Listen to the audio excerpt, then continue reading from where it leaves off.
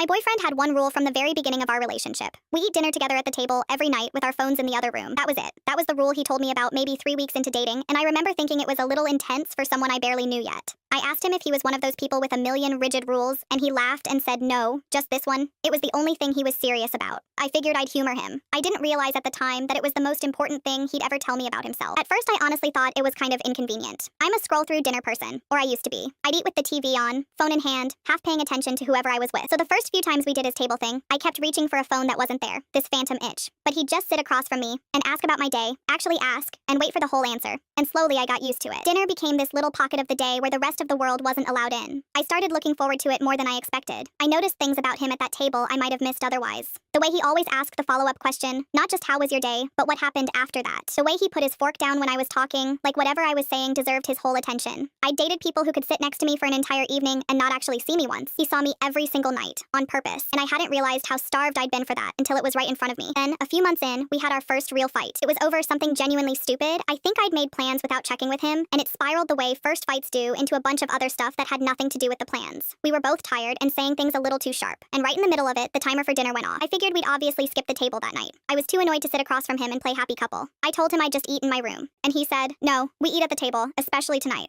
I was so irritated I almost laughed, but he set 2 plates down, put both our phones in the other room like always, and sat. So I sat, arms crossed, glaring at my food. We ate in total silence for a few minutes, both of us stubborn. And then, quietly, still looking at his plate, he said, you want to know why I have the rule? I didn't answer, but he told me anyway. He said that when he was growing up, his family fell apart slowly, and the first place it showed was the dinner table. His parents stopped eating together, then stopped eating with him. Dinner became everybody in separate rooms with separate plates and separate screens. And the house just got quieter and colder until one day his dad didn't come home at all. He said the silence at that empty table was the loneliest thing he'd ever felt, and he promised himself that if he ever built a home of his own, no matter how bad a day got, no matter how angry anyone was, the people in it would still sit down and face each other. Because you can be furious with someone and still not abandon them at the table. He said his mom used to call up the stairs that dinner was ready and then end up eating alone when nobody came down, and that the sound of one plate and one fork in a quiet kitchen was something he never wanted to hear again. He'd been carrying that since he was a little kid, this small, terrible piece of evidence that a whole family could dissolve one skipped meal at a time. I stopped being angry somewhere in the middle of that. I reached across and took his hand, and we ended up talking for hours, long after the food was cold, about the fight and about his family and about 100 things we'd never gotten to. That was 3 years ago. We still eat at the table every night, phones in the other room, even on the bad days.